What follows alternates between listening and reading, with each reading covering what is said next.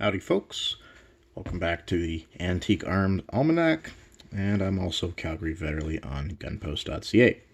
So, what we have here is a Otis Smith, model 1873, 32 rimfire single action revolver. This is a pretty early gun, based on the fact of the way that this is put up here in this font. Smith's patent, 4th of April 1873, and our serial number is quite low at 2197. So, this is kind of an interesting pistol, and this is Otis Smith, not Horace Smith of Smith & Wesson. And this, as you know, I got this gun, and you can see there's a little bit of surface pitting, all pretty superficial. You know, if you actually want to shoot this gun, this is a great little shooting gun. And when I got it, this was all full of rust, so this has all been polished out and cleaned, give it a little bit of oil. The grips are quite dark. They are like oil-soaked, oil-oxidized walnut. If you want to strip these, you can and clean them up. I just basically cleaned them up and left them in their original shape. So that's the original finish on those grips, just cleaned up.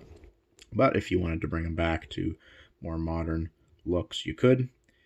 And you have a pretty standard single action with these types of guns, but there are some unique features of this gun, and I will show you them.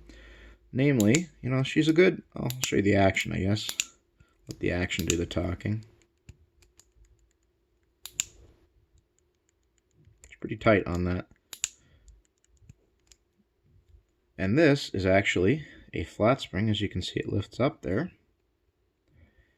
And that's your cylinder stud. That's where it locks in on the top, as opposed to the bottom. As you can see, this is just solid steel down here. Nothing really going on.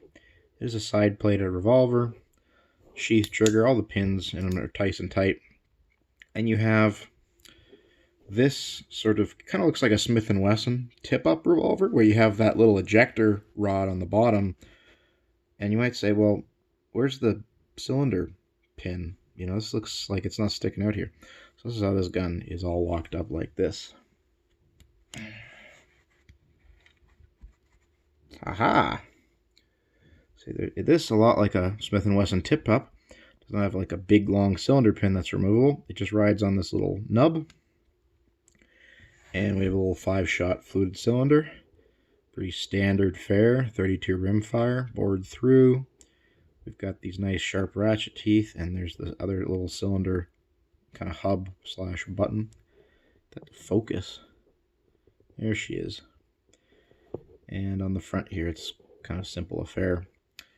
And this is an ejector pin, and it does work for that, just like a Smith & Wesson.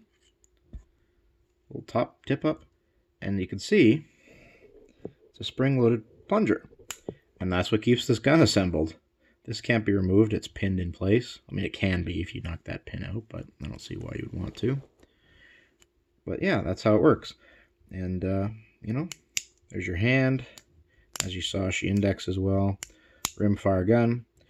There's no cylinder in there, so I could dry fire it if I wanted to.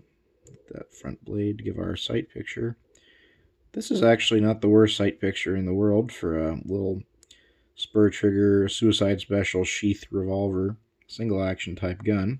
It's a very interesting shape and interesting like checkering. It's like, it's not really even like knurling, almost like checkering, you know, just like on a wooden grip. Very interesting shape on that. And I'm going to dry fire it, so clench your teeth because there's no cylinder for that to damage. Bang! Sometimes you can just hear a gun is tight, and that's kind of the same deal with this. See if I can get some bore action going on in here. I'll put my bore light in there. I'll see how this comes through on camera. Oh yeah, great, I can see everything. No, but you can kind of see it. It's kind of difficult with filming bores to get them to focus on that bore. Oh, there we go. She's pretty clean, a little worn, but reasonably clean. You know, this is a good little shooting gun. See if we can, as you can see, very decently clean chambers. This is a good shooter. This is a good solid little spur trigger shooting gun. And it could be yours if you want to buy it off me on Gunpost. So that's the way she goes.